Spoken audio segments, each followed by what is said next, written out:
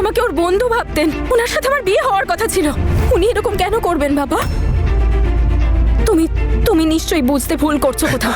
ওরে মা, আমার ভুল ধারণা হওয়ার কোনো কারণই নেই। ও কিন্তু নিজেই নিজের দোষ স্বীকার করেছে, আর নিজেই স্বীকার করেছে আগুনটা ওই লাগিয়েছিল।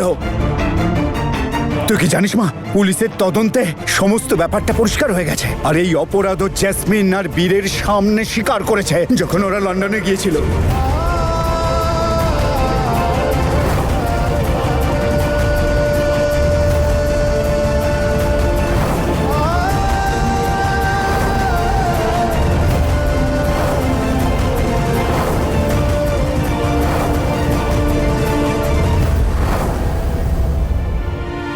তার মানে বীর কিচ্ছু করেনি? না রে মা, ও কোনো অপরাধ করেনি। ওর প্রতিও অনেক অবিচার হয়েছে রে মা। সন্তান তো ও হারিয়েছিল রে মা, সেই কষ্ট তো ও পাচ্ছে।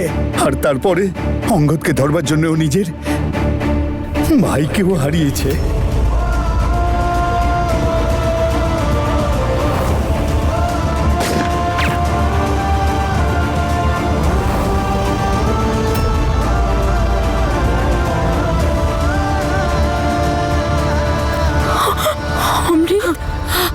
হ্যাঁ রে তনুমা, অমৃত আর এই পৃথিবীতে নেই। এই দুর্ঘটনায় ওর ভাইকেও হারিয়েছে। তুই তো আমাদের সবাইকে ছেড়ে চলে গেছিলি, তোকে বাড়িতে ফিরিয়ে নিয়ে এসেছে ওই। ছোট বাচ্চার মতো যত্ন করেছে তোকে, সব কিছু ছেড়ে দিয়েছে, নিজের বাড়ি, পরিবার, আত্মীয়। তোকে খুবই ভালোবাসে ও। তোর সাথে কোনো অন্যায় করা তো দুরস্ত, অন্যায় করার কথা ও ভাবতেও পারে না রে মা। মা, আমি কিচ্ছু বুঝতে পারছি না মা। তোমরা সবাই কি বলছো? আমি কিচ্ছু বুঝতে পারছি না। আমি এত মাস ধরে আমার সন্তানকে কি করে বলতে পারি? কারণ ওই দুর্ঘটনায় তুই সব হারিয়ে ফেলেছিলি। তোর স্মৃতিশক্তি, তোর বাড়ি, পরিবার, মা বাবা, সবকিছু। এমনকি মা, আমরা তো এটাই ভেবেছিলাম তুই চিরকালের মতো আমাদের ছেড়ে গেছিস। ও অনেক কিছু করেছে তোর জন্য। মাঝে মাঝে আমার মনে হয় তোর স্মৃতিশক্তি চলে গিয়ে ভালোই হয়েছিল। হয়তো উপরওয়ালাও এটাই চেয়েছিলেন। উনি জানতেন একজন মা তার সন্তান হারানোর কষ্ট সহ্য করতে পারবে না, সেই জন্য তোর স্মৃতিশক্তি কেড়ে নিয়েছিলেন। তুই চিন্তা করিস না রে মা, ওই উপরওয়ালা উনি খুব দয়ালু। উনি তোর সাথে অন্যায় হতে দেবেন না। দেখিস, তুই আরো একবার মা হওয়ার সুযোগ পাবি।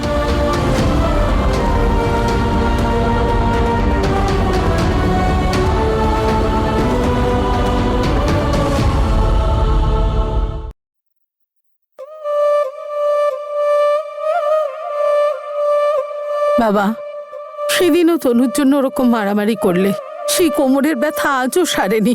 আর আজই ক্ষমা করে দাও বাবা। আরে তুমি কেন ক্ষমা চাইছো মা? আরে স্বামীর সাথে ঝগড়া তো প্রত্যেকটা স্ত্রীর জন্মসিদ্ধ অধিকার। জেসমিনের ফোন? আমি কথা বলে নিচ্ছি, তুমি কি হাতটা ধুয়ে এসো। ও বেচারি ও তনুর ভুল বোঝাবুঝির শিকার। ও লুকিয়ে সুইটির বাড়িতে বসে আছে। বাবা বলো চিন্তা না করতে, আমরা কাল যাব দেখা করতে। ঠিক আছে, আমি হাত ধুয়ে আসছি। তুমি এখনো অব্দি গ্রাম ছেড়ে বেরোনি? একবার বোঝালাম না তোমাকে? কি করছো তুমি সুইটির বাড়িতে? না মানেটা কি ওর বাড়িতে থেকে এত মজা করা? মজা? হ্যাঁ, খুব মজা লাগছে আমার এই নোংরা ছোট্ট ঘরটায় থাকতে। টাওয়ার ঘর নয়, এটা স্টোর রুম। বীর, আমি সেই জামা কাপড়গুলোই পরে আছি যে জামা কাপড় পরে তুমি আমাকে শেষবার দেখেছিলে। একটাই ড্রেস আছে আমার কাছে। বীর, তুমি কি বলছো বলো তো? আমি কি আমার জামা কাপড় নিতে বাড়ি আসতে পারবো না? এই সব কিছু তোমার প্রবলেম। আর গোটা জীবন ধরে তো তুমি গল্পই শুনিয়েছো, সেটা ছাড়া তো আর কিছু করোনি। তাহলে আরো একটা গল্প বানাও, নিজের ট্যালেন্টকে ইউজ করো আর তনুর জীবন থেকে বেরিয়ে যাও। বুঝতে পেরেছো? না হলে তুমি জানো আমি কি করতে পারি। বীর, বীর, আমি চলে যাব তোমার আর তনুর জীবন থেকে, কিন্তু প্লিজ আমাকে একটা শেষ সুযোগ দাও। তুমি আমাকে একটুখানি টাইম দাও। আমাকে একবার তো আমার বাড়ি যেতে দাও। বলো। আমার জামা কাপড় আর জিনিসপত্র নিতে প্লিজ প্লিজ বীর। তোমার ব্যাপারে যত ভাবার ছিল আমি তা ভেবে নিয়েছি, আর যতটুকু বোঝার ছিল তার থেকে বেশি বুঝে নিয়েছি। এবার মন দিয়ে আমার কথা শোনো। চুপচাপ গ্রাম ছেড়ে বেরিয়ে যাও, না হলে আমি পুলিশের কাছে যাব বলেছিলাম। আর তোমার কাণ্ড কারখানা পুলিশকে জানাবার পাশাপাশি সবাইকে জানাবো। আর তারপর তুমি জেলে, আর বাকি সবাই তোমার মুখটাও দেখতে আসবে না। আর এটাকে ঠাট্টা ভেবো না, I mean each and every word.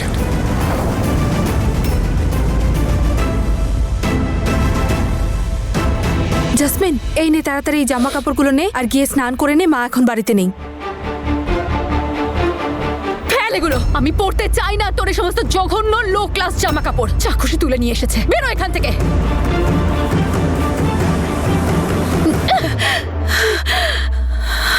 না, ও কি ভাবছে? ও এত সহজে আমাকে ভয় দেখাবে, হুমকি দেবে আর আমি ভয় পেয়ে যাব? না, জ্যাসমিন এত সহজে হার মানবে না। আমাকে বলছে আমার শহর ছেড়ে চলে যেতে, আমার বাড়ি ছেড়ে চলে যেতে। কেন যাব আমি? যাব না আমি। তাড়াতাড়ি কর জ্যাসমিন, তোকে কিছু না কিছু একটা বুদ্ধি লাগাতেই হবে। আরে ভাই, কি অবস্থা করেছিস নিজের? আরে কিচ্ছু হয়নি, এমনি জাস্ট। তনু দিদি না খুব মেরেছে জামাইবাবুকে, মায়ে ওষুধটা পাঠিয়েছে। যা ভিতরে। মেরেছে? তুই চল, তোকে ট্রিটমেন্ট করতে হবে। না রে ভাই, বললাম তো কিছু হয়নি। তুই যাবি না? না, যাব না। তো তুই এমনিতে কথা শুনবি না। সিমিকে ফোন করছি আমি। হ্যাঁ হ্যাঁ হ্যাঁ, আমি ক্যান্ডির মা বলছি। আপনি কে? আপনি কিন্তু বললেন না কেমন আছে ক্যান্ডি। এখন তো নিশ্চয়ই 5 বছর বয়স হয়ে গেছে ওর। আপনি কে বলছেন? তাতে কি যায় আসে? হ্যাঁ, যায় আসে। আমি আমার ছেলের ব্যাপারে আপনাকে কেন বলবো? আপনি কোথা থেকে বলছেন? আপনি আমাকে ফোন করেছেন কেন? খুব তাড়াতাড়ি জানতে পারবেন।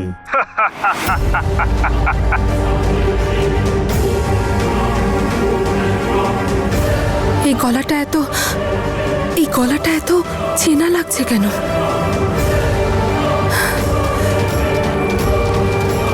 বুঝোকে জানাতে হবে। সিমি, দেখো তোমার ভাই কি অবস্থা করে রেখেছে।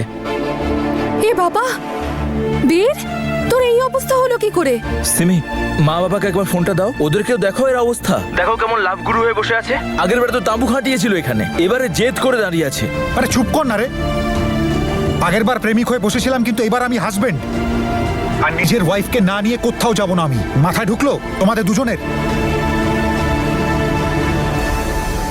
আর তুই কি ভাবছিস যে তুই তোর সন্তান ওই জ্যাসমিন আর বীরের জন্য হারিয়েছিস? না মা, তোর সন্তানকে হারিয়েছিস ওই অঙ্গদ মানের জন্যে, কারণ ও তোকে পুড়িয়ে মারবার চেষ্টা করেছিল। তুই তো আমাদের সবাইকে ছেড়ে চলে গেছিলি, তোকে বাড়িতে ফিরিয়ে নিয়ে এসেছে ওই ছোট বাচ্চার মতো যত্ন করেছে তোকে। সব কিছু ছেড়ে দিয়েছে, নিজের বাড়ি, পরিবার, আত্মীয়। তোকে খুবই ভালোবাসে ও।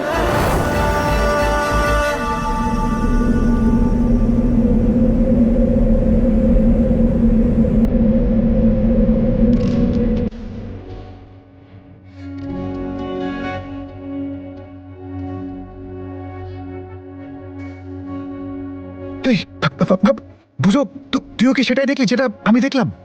হ্যাঁ তনু তনু তনু আমাকে ডাকলো। হ্যাঁ,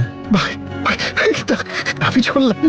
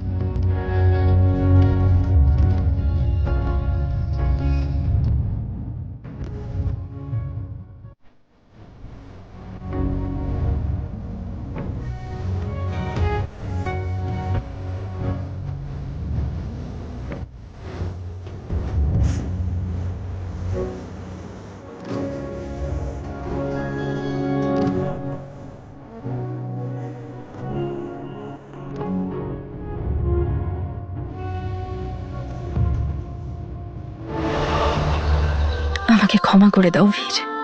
আমি আমি তোমাকে মেরেছি। আমার ব্যথা লাগেনি।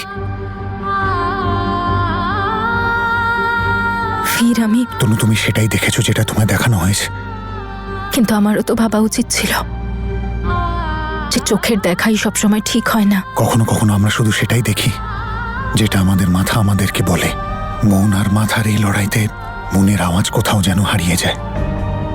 আমায় ক্ষমা করে দাও তনু, ক্ষমা তো আমার চাওয়া উচিত তোমার কাছে। বীর। আমি জেনে গেছি যে তুমি আমার সন্তানকে শেষ করনি। I'm really sorry.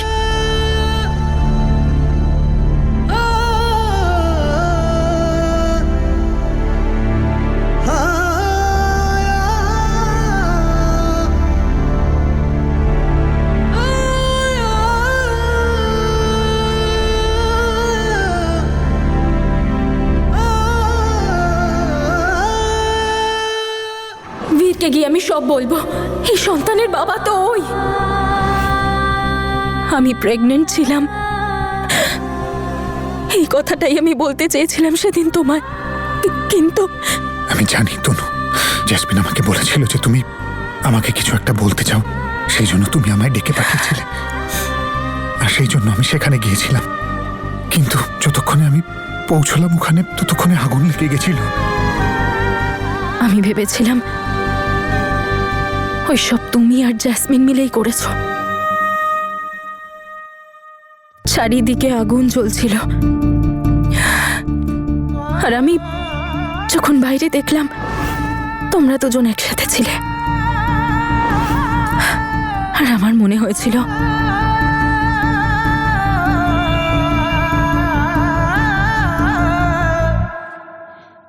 জেসমিন আমাকে ওখানে ডেকেছিল, আর যখন তুমি আমাদেরকে দেখলে তখন আমরা তোমাকেই খুঁজছিলাম।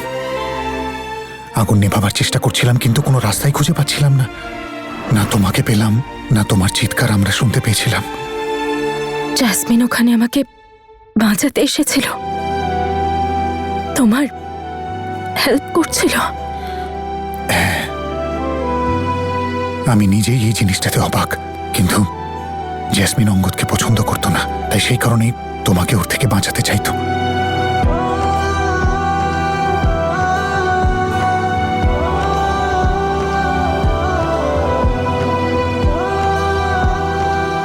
এখন এসব কথা বলে আর কি লাভ ফির? আমাদের সন্তান তো শেষই হয়ে গেছে।